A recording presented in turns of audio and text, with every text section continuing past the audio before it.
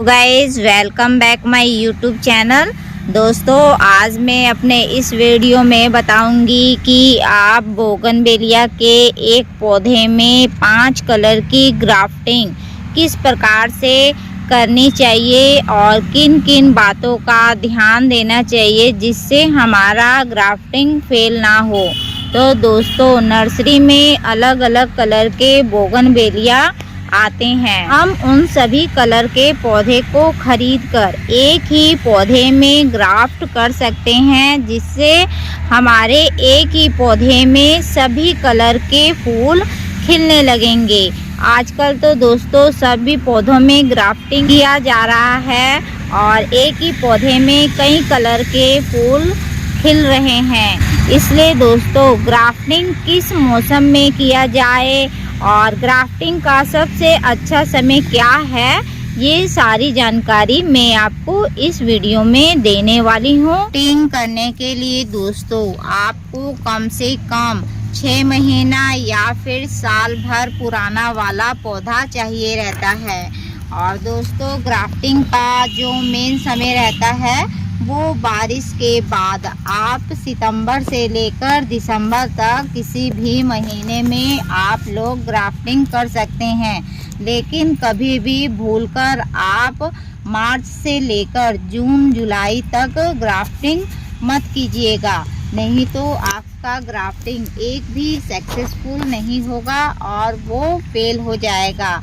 क्योंकि इस समय ग्राफ्टिंग नहीं किया जाता है और इस समय टेम्परेचर भी ज़्यादा रहता है, जिसके कारण जो हम ग्राफ्ट करते हैं उसमें रूट जल्दी से नहीं आ पाता है। इसलिए ग्राफ्टिंग का मेन समय बारिश के बाद से शुरू होता है। देखिए ये नर्सरी में हमने बोगनवेलिया का प्लांट लगाया हुआ है जो आपका साल भर पुराना है।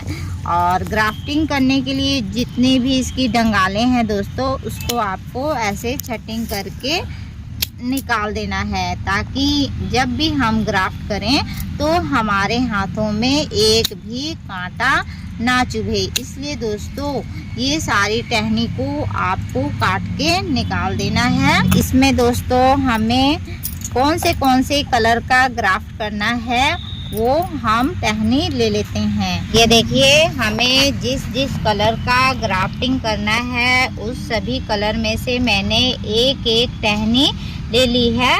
तो ये देखिए ये रानी कलर का हो गया और ये देखिए पिंक कलर का हो गया और ये थोड़ा रेड कलर में आ जाएगा और ये येलो कलर वाला है और ये दोस्तों वाइट कलर वाला है।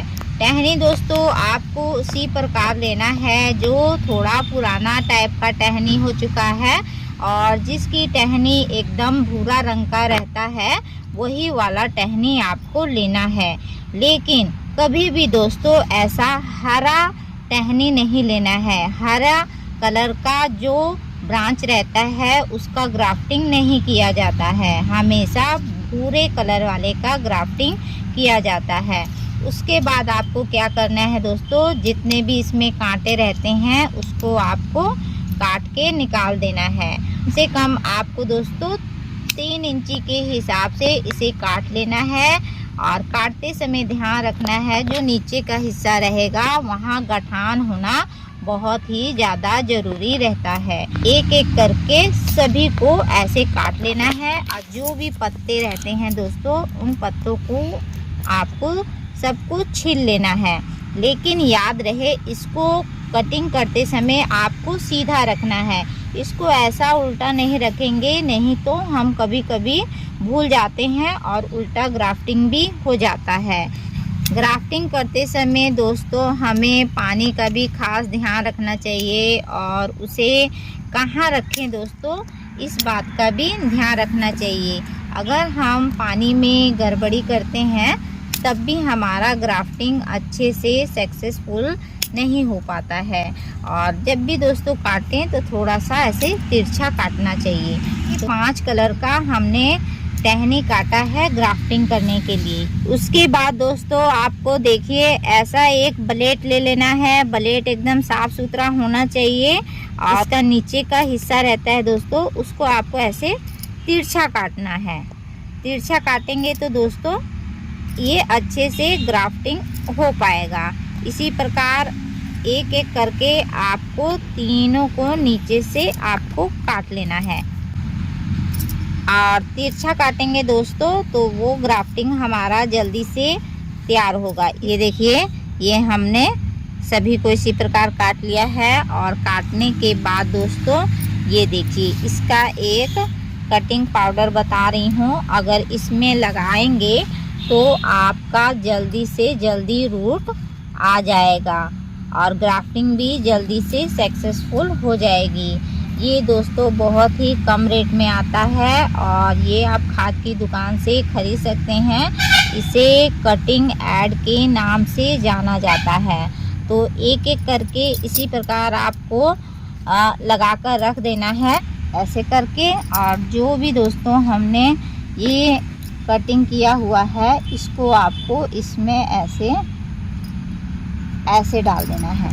देखिए, ये पूरी तरह से सेट हो गया है। दूसरा ग्राफ्टिंग हम यहाँ करेंगे। इसको भी दोस्तों आपको ऐसे कट लगा देना है। तो ये हमारा दूसरा ग्राफ्टिंग हो गया। ये देखिए, इस प्रकार इसको भी सेट कर दिया। उसके बाद आपको कट लगा देना है और कट लगाने के बाद दोस्तों इसमें भी आपको ग्राफ्टिंग ऐसे डाल देना है। ये हो गया। 1 2 3 4 5 कलर की हमने ग्राफ्टिंग कर दी है। आपको ऐसा एक पॉलीथीन ले लेना है दोस्तों और पॉलीथीन आपका थोड़ा मजबूत होना चाहिए और उसको आपको ऐसे लंबा लंबा कैंची से काट लेना है ताकि जो हमने ग्राफ्टिंग किया हुआ है वो अच्छे से बांध सकें। बांधने से दोस्तों उसकी जो ग्राफ्टिंग रहती है उसमें हवा नहीं लगेगा, जिसके कारण हमारा ग्राफ्ट अच्छे से लग पाएगा। ये आपका ग्राफ्टिंग है दोस्तों, उसको आपको कस के ऐसे बांध देना है।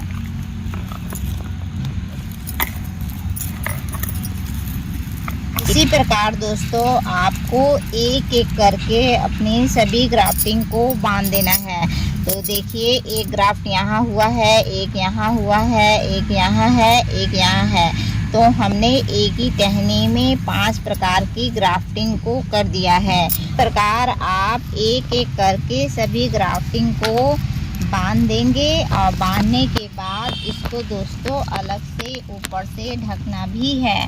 तो ढकने के लिए आपको ऐसा एक झिल्ली ले लेना है और झिल्ली लेने के बाद बहुत ही आराम से दोस्तों इसको आपको झिल्ली को बांध देना है ताकि इसमें हवा ना लगे। और जब हवा नहीं लगेगा दोस्तों तो हमारा ग्राफ्टिंग जल्दी से सक्सेसफुल हो जाएगा।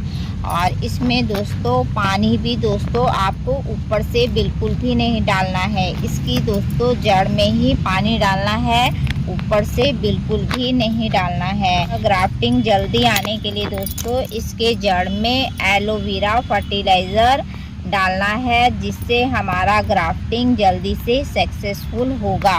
और इसको आपको सेमी शेड में कहीं भी रख देना है। चलिए दोस्तों देखते हैं, आज 25 दिन हो गया है। 25 दिन में इसमें क्या अंतर आया है वो मैं आपको दिखाना चाहती हूँ। तो देखिए, ये सारी झिल्ली में नमी भर गई है क्योंकि हमने इसको बांध के रखा है। बांध के रखने से दोस्तों इसमें का टेम्परेचर थोड़ा ज़्यादा हो जाता है, जिसके कारण ग्राफ्टिंग जल्दी सक्सेसफुल हो जाती है। इसके कारण झिल्ली को बांध कर रखा जाता है। तो मुझे कमेंट करके ज़रूर बताएंगे और वीडियो को लाइक भी कर देंगे। और मिलते हैं फिर से नए वीडियो में। तब तक के लिए दोस्तों आप सभी को नमस्कार।